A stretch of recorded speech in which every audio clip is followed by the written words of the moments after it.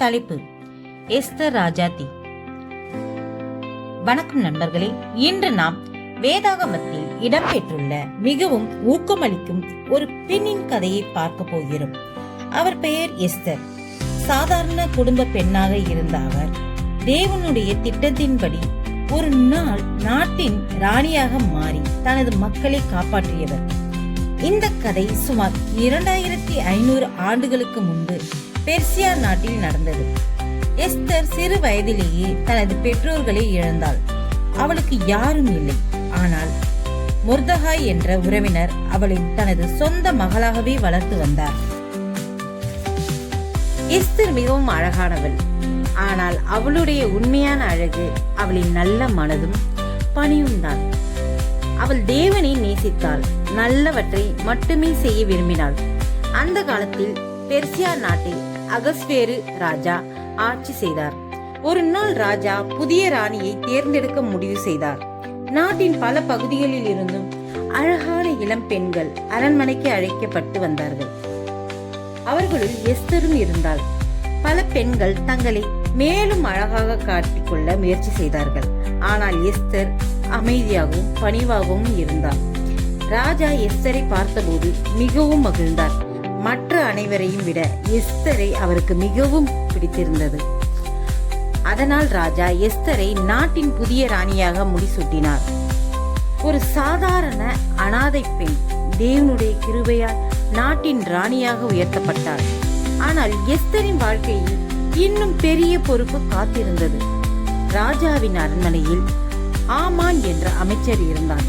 அவன் அதிகாரமும் செல்வாக்கும் கொண்டவன். ஆனால் அவன் மிகவும் அகங்காரமானவன். அவனை பார்த்தாலே அனைவரும் தலைவணங்க வேண்டும் என்ற கட்டளை இருந்தது. ஒரு நாள் மொர்தகாய் ஆமானை வணங்க மறுத்தார். இதனால் ஆமான் மிகவும் கோபமடைந்தான். மொர்தகாயை மட்டும் தண்டிப்பது போதாது என்று நினைத்தான். மொர்தகாயின் இனமான யூதர்களை முழுவதுமாக அழிக்க திட்டமிட்டான். அவன் ராஜாவை ஏமாற்றி ஒரு கட்டளையை பெற்றான். ஒரு குறிப்பிட்ட நாளில் நாட்டில் உள்ள அனைத்து யூதர்களையும் கொல்ல அனுமதி வழங்கப்பட்டது. இந்த செய்தி நாடு முழுவதும் பரவியது. யூத மக்கள் அழுதார்கள், பயந்தார்கள், உபவாசம் இருந்தார்கள். மொர்தகாய் மிகவும் துயரமடைந்தார். உடனே எஸ்தருக்கு செய்தி அனுப்பினார். எஸ்தர், இந்த நேரத்திற்காவது தேவன் உன்னை ராணியாக வைத்திருக்கலாம், நீ ஏதாவது செய்ய வேண்டும் என்றார். எஸ்தர் குழப்பமடைந்தாள். ஏனெனில் ராஜாவின் அனுமதியின்றி அவரை சந்திப்பது மரண தண்டனைக்குரிய குற்றம்.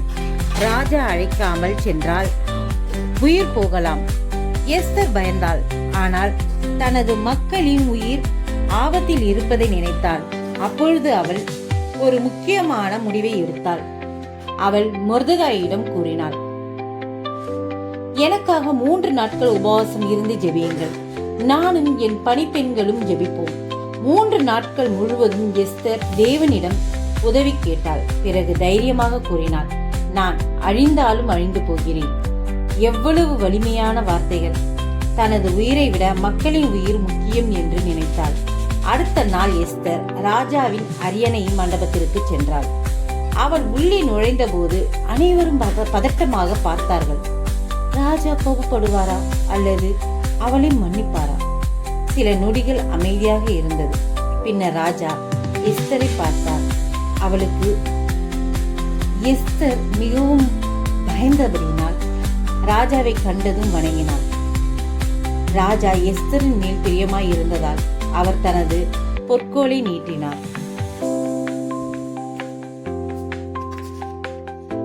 அது மன்னிப்பின் அடையாளம். எஸ்தரின் உயிர் காப்பாற்றப்பட்டது. ராஜா கேட்டார், ராணி எஸ்தரே, உனக்கு என்ன வேண்டும்? என் ராஜ்யத்தின் பாதி வரை கேட்டாலும் தருவேன். ஆனால் எஸ்தர் உடனே எதையும் சொல்லவில்லை. அவள் புத்திசாலித்தனமாக நடந்து கொண்டாள். ராஜாவுக்கும் ஆமானுக்கும் விருந்து ஏற்பாடு செய்தார். விருந்தில் ராஜா மீண்டும் கேட்டார், என்ன வேண்டும்? எஸ்தர் இன்னொரு விருந்துக்கு அழைத்தாள். அடுத்த நாள் 2வது விருந்தில் எஸ்தர் உண்மையை வெளிப்படுத்தினாள். ராஜாவை, என்னையும் என் மக்களையும் அழிக்க சதி செய்யப்பட்டுள்ளது. ராஜா அதிர்ச்சி அடைந்தார். யார் அந்த மனிதன் என்று கேட்டார். எஸ்தர் ஹாமானை காட்டி, இவன்தான், இந்த தீயவன் என்றாள். ராஜாவுக்கு மிகுந்த கோபம் வந்தது. ஆமானின் சதி வெளிச்சத்துக்கு வந்தது. மொர்தெகாயை கொல்ல ஆமான் கட்டியிருந்த தூக்கு மரத்திலேயே அவனே தண்டிக்கப்பட்டான். தீமையை தோல்வி அடைந்தது. பின்னர் ராஜா புதிய கட்டளை பிறப்பித்தார். யூத மக்கள் தங்களை பாதுகாத்துக் கொள்ள அனுமதி வழங்கப்பட்டது.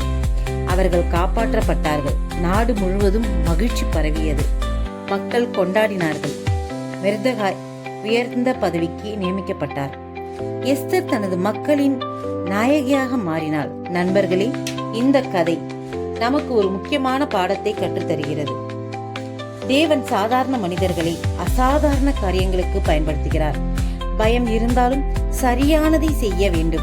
ஜெபமும் விசுவாசமும் வாழ்க்கையை மாற்றும். தைரியமாக நிற்பவர்களை தேவன் கைவிட மாட்டார். எஸ்தர் ஒரு ராணி மட்டுமல்ல, அவர் தைரியத்தின் அடையாளம், விசுவாசத்தின் அடையாளம், தேவனை நம்பிய ஒரு உண்மையான வீராங்கனை. நீ எங்கு இருந்தாலும் தேவன் உன்னை ஒரு நோக்கத்திற்காக வைத்திருக்கிறார். நன்றி.